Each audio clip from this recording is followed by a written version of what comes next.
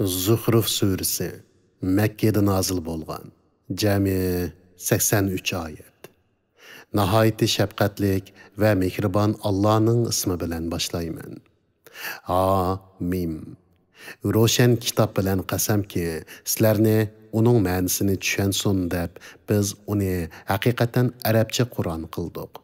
Haqiqatan u Lavhul Mahfuzda bizning dargoyimizda muqimlashgan yuqori martabalik hikmatli kitobdir. Sizlar gumrohlikda haddidan oshgan qavm bo'lganliginlar uchun sizlarga vaz nasihat qilishni, ya'ni Qur'onni nozil qilishni tark qilamdik. İlgirki ümmetlerge nurgun peygamberlerine avatdik. Ularga qandaq bir peygamber kelmesin, ular onu qavming seni mesxir qilgandek mesxir qildi. Ular, yani Mekke kafirlerden kuch quvvatga ustun bo'lganlarni halok qildik. İlgirkilerning qissalari Qur'onda o'tdi. Agar sen ulardan osmonlar va zaminni kim yaratdi deb so'rasang, ular albatta osmonlarni va zaminni g'olib hammani bilguchi Alloh yaratdi deydi. Allah sizlar uchun zaminni qarorgoh qildi. Safarda ko'zlagan yeringlarga bervilishinglar uchun sizlarga zaminda nurg'un yo'llarni yaratdi. Allah bulutdan sizlarga ziyon yetkizmay, foyda yetkizadigan o'lchamda yomg'ir yog'dirdi. Uning bilan biz giyoh unmas qaqas o'lik zaminni tirildirdik. Sizlar mushundoq, ya'ni o'lik yerdan o'simlik chiqarilgandek qabranglardan chiqarilisizlar. Allah mahluqotlarning butun turlarini yaratdi. Sizlarga ustiga chiqishinglar uchun kema va minishinglar uchun hayvon qatorliqlarni yaratdi. Ondan sizlar ularning ustiga chiqqanlaringlarda Parvardigoringlarning ne'matini aslab, bizga buni bo'ysundirib bergan zot pokdir. Biz uningga minishga qodir emas edik. Biz haqiqatan Parvardigorimizning dargohiga qaytquchilarimiz degaysizlar. Ular farishtalarni Allohning qizlari deyish bilan Allohning bir qism bandilarini Allohning bir juz'i qilib oldi. Mundaq deguchi inson haqiqatan Allohga oshkora noshukrlik qilg'uchidir. Allah mahluqotdan o'zi uchun qizlarni bola tutib, sizlarni o'g'illarga xos qildimi? Agar ularning biriga marhamatlik Allohga masal qilgan narsa, ya'ni qiz bola bilan bishorat berilsa, ya'ni xotinning qiz tuqqanligi xabar qilinsa, qayg'uga cho'mgan holda uning yuzi qardab ketadi. Ular Allohga zibu zinnat ichida cho'ng bo'ladigan, munozirda maqsadini ochiq bayon qila olmaydigan qizlarni mansub qilamdi. Ular marhamatlik Allohning bandalari bo'lgan farishtalarga qiz deb e'tiqod qildi. Allah farishtalarni yaratganda ular ustida bormidi? Ya'ni ular farishtalarning qiz ekanligini qayerdan biladi? Ularning guvohligi, ularning nomi amoliga yoziladi. Qiyomat kuni ular so'roqqa tortiladi. Ular marhamatlik Allah xolisa biz ularga, ya'ni farishtalarga cho'qinmaydiq dedi. Bu to'g'riliq ularning bilimi, ya'ni asosi yo'q. Ular faqat jo'ylaydi. Ularga biz Qur'ondan ilgari qandaqdir bir kitob bergan bo'lib, ular shu kitobga mahkam eslamdi. Undaq emas. Ular haqiqatan ota-bovlarimizning bir xil dinga e'tiqod qilganligini bilamiz. Biz ularning izidan mengib hidoyat topquchidurmiz deydi. Shuningdek, sandan ilgari har qachon bir shaharga ogohlantiruvchi, ya'ni payg'ambar avatsakla, uning davlatman odamlari biz haqiqatan ota-bovlarimizning bir xil dinga e'tiqod qilganligini bilamiz. Shak shubhisizki, biz ularning izlaridan mangimiz deyishdi. Har payg'ambar o'z qavmiga ota-bovanglar e'tiqod qilib kelgan dinga qaraganda eng to'g'ri bir dinni keltirsam, yanila ota-bovanglarga agishamsizlar dedi. Ular sizlar ilib kelgan dinga ishonmaymiz deyishdi. Biz ularni jazoladik. To'g'ri yo'lni inkor qilguvchilarning oqibatining qandoq bo'lganligiga qaragin. O'z vaqtida İbrahim otasiga va qavmiga aytdi. Sizlar cho'qinayotgan butlardan men rastla ado judaman. Faqat meni yaratgan Allah meni to'g'ri yo'lga boshlaydi. İbrahim kalimi tavhidni avlodidan sherik keltirganlar iymonga qaytsin deb avlodi ichida qoldirib ketdi. Balki men bular, ya'ni Makka aholisini va bularning ota-bovlarini uzun umr va ne'matdan bahramand qildim. Toki ularga haq, ya'ni Qur'on va ro'shan payg'ambar Muhammad alayhissalom kelgucha. Ularga haq, ya'ni Qur'on kelganda ular bu sehrdir. Biz haqiqatan uni inkor qilg'uchimiz deyishdi. Ular bu Qur'on nemishqa ikki shahar, ya'ni Makka bilan Toif odamlaridan bir katta odamga nozil qilinmadi deyishdi. Parvardigoringning rahmatini ular taqsim qilib beramdi. Biz ularning hayoti dunyodagi rizqini ularning orasida taqsim qildik.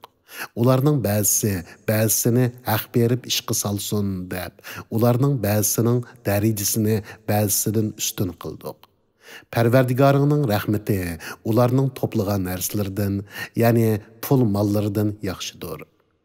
İnsanlar kuffarlarning bayashat turmushini ko'rib, kufriga qiziqib, ularga qo'shilib, hammasi kufrida bir ummat bo'lib qolmaydigan bo'lsa edi. Marhamatlik Allohni inkor qilgan kishilarning o'ylarining o'gizlarini va uningga chiqadigan sho'tilarini kumushdan qilib beratdik. Ularning o'ylarining ishiklarini va taxtlarini mo kumushdan qilib beratdik. Ular taxtlarga yo'linib o'ltirardi. Yuqorqilarning ba'zisini oltindan qilib beratdik. Ularning hammasi faqat dunyo tirikchiligida foydalanadigan narsalardir. Parvardigoringning huzuridagi oxirat, ya'ni jannat va uningdagi noz-ne'matlar taqvodorlarga xosdir. Kimki mehribon Allohni yod etishdan, ya'ni Qur'ondan yuz o'riydi ekan, biz uningga shaytonni hukmron qilamiz. Shayton uni vasvas qiladi. Shayton uningga hamisha hamroh bo'ladi. Shak shubhisizki, shaytonlar ularni, ya'ni ozg'un kuffarlarni to'g'ri yo'ldan to'sidi. Ular bo'lsa o'zlarini to'g'ri yo'lda deb gumon qiladi. Kafir odam hamrohi bilan qiyomat kuni dargoyimizga kelgan chaqda hamrohiga "Kashki sen bilan mening oramda sharq bilan g'arbning orasidagi orliq bo'lsa ekan. Sen nima degan yomon hamro? Chunki sen mening baxtsizligimga sababchi bo'lding" deydi. Ularga dunyodagi chaqda zulm qilganliginglar, ya'ni sherik keltirganliginglar uchun bugun sizlarning azobda o'rtaq bo'lganliginglar sizlarga foyda bermaydi deyiladi. Ey Muhammad, sen gaslarga anglata olamsan, ya ko'rlarni to'g'ri yo'lga sola olamsan. Ya'ni kuffarlar gaslarga, ko'rlarga o'xshaydi. Oshkor gumrohlikda bo'lgan kishini hidoyat qila olamsan.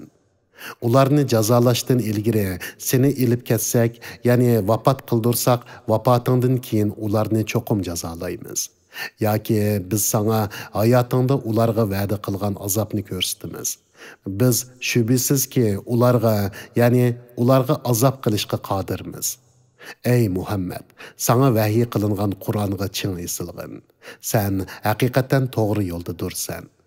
Qur'on sana va sening qavmingga albatta ulug' sharafdir. Sizlar kelgusida bu ne'mat ustida so'rilsizlar. Sandan burun biz avatgan payg'ambarlarimizdan so'rab boqingki, mehribon Allohdan boshqa ibodat qilinadigan ilohlarni belgiladikmi? Payg'ambarlarning ichida Allohdan g'ayriga ibodat qilishga da'vat qilg'ini bormi? Biz haqiqatan Musoni Firavunga va uning tabalariga uning rost payg'ambar ekanligini isbotlaydigan shonliq mo'jizlarimiz bilan avatdik. Musa Firavunga: "Men haqiqatan jami olamlarning Parvardigorining seni va qavmingni bir Allohga ibodat qilishga da'vat qilish uchun avatgan elchisiman" dedi. Musa ularga bizning mo'jizlarimizni ilib kelganda, ular nagahan mo'jizlarni masxar qilib kuldi. Ularga bir-biridan katta mo'jizlarni ko'rsatdik.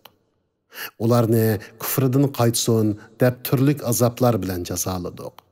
Ular azapni ko'rganda, ey sehrigar, Parvardigoringga uning sana bergan duoyingni ijobat qilishdan iborat ahdi bo'yicha biz uchun duo qilsang. Agar u duoying bilan bizdan azobni ko'tarvatsa, biz cho'qim iymon aytimiz, dedi. Musaning duosi bilan ulardan azobni ko'tarvatganimizda, nagahan ular ahdini buzib kufrida ching turdi.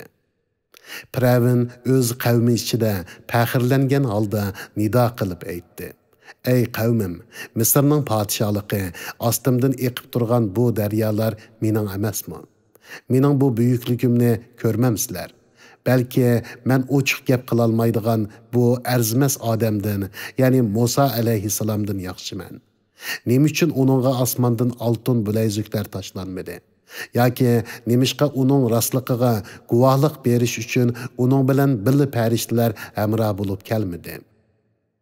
Piravin qavmini go'llaganlikdan qavmi uningga itoat qildi. Ular haqiqatan pasiq qavm edi. Ular bizni darg'azab qilganda, ularni biz eng qattiq jazolar bilan jazoladik. Ularning hammasini dengizda g'arq qildik. Ularni biz kuffarlarning azobga tegishlik bo'lishida keyingilarga namuna va ibrat qildik. Qur'onda Maryamning o'g'li, ya'ni Isa alayhissalom misol keltirilsa, nagahan sening qavming xushallikdan suransilishib ketadi. Ular bizning ilohlarimiz yaxshimi yoki Isa'mi dedi. Ular bu misolni faqat xusumat qilish uchunla keltirdi. Balki ular jidalxo'r qavmdir. U, ya'ni Isa nasaralar gumon qilgandek iloh yoki ilohning o'g'li emas. Faqat payg'ambarlik ne'matimizga erishgan bir bandidir. Uni biz Isroil avlodiga Allohning qudratini ko'rsatadigan bir dalil qildik. Agar biz xohlasak, albatta sizlarga zaminda o'rin bosari bo'ladigan farishtalarni vujudga keltirdik. U, ya'ni Isa albatta qiyomatning alomatidir. Uningga, ya'ni qiyomatga shak keltirmanglar. Ey Muhammad, ularga aytqinki, menga agishinglar. Bu mening da'vat qilganim to'g'ri yo'ldir. Sizlarni shayton to'g'ri yo'lda mengishdan to'smasin. Ya'ni shaytonning vasvasasiga aldanmanglar. Shayton sizlarga haqiqatan oshkora dushmandir. İsa ro'shan mo'jizlar bilan kelib aytdi. Sizlarga men hikmat ilib keldim. Sizlarga ixtilof qilayotgan narsanglarning, ya'ni diniy ishlarning ba'zisini bayon qilib berman. Allohdan qo'rqinglar. Menga itoat qilinglar. Allah haqiqatan mening parvardigorimdir va sizlarningmi parvardigoringlardir. Uningga ibodat qilinglar. Bu to'g'ri yo'ldir. Nasaralarning firqalari İsa to'g'risida o'zaro ixtilof qilishdi. Zalimlarga qattiq kun, ya'ni qiyomat kunining azobidan voy.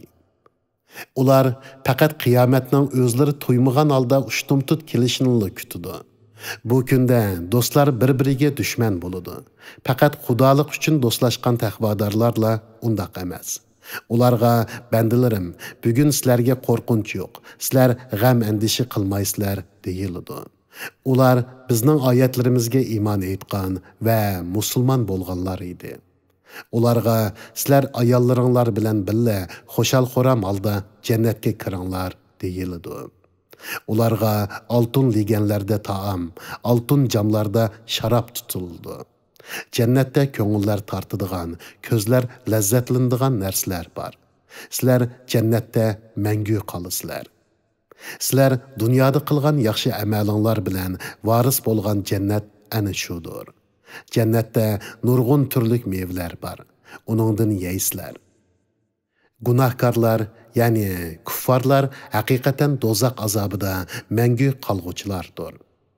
Ulardan azob birdammi yengiltilmaydi. Ular do'zaxda har qanday yaxshilikdan umidsizlardir. Ularga biz zulm qilmadik, va lekin ular o'zlariga o'zlari zulm qildi. Ular, ya'ni kuffarlar do'zaxga muvakkal farishtaga, ey Malik, Parvardigoring bizga o'lim hukm qilsin deb tovlaydi. Malik, sizlar azobda cho'qim qolasizlar deydi. Biz sizlarga haqiqatan haq dinni keltirdik va lekin sizlarning ko'pchilikinglar haq dinni yomon ko'rguvchilardir.